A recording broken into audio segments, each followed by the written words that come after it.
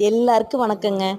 எல்லா பெண்களுக்குமே ஒரு ஒரு நிம்மதியான இடம் அப்படின்னா கிச்சனு. நம்ம ராஜ்யம். அந்த இடத்த சுத்தமா வச்சுக்கிறது அப்படிங்கிறது எல்லாத்துக்குமே ரொம்ப பிடிச்ச விஷயம். ஆனா ரொம்ப கஷ்டமான விஷயமும் கூட.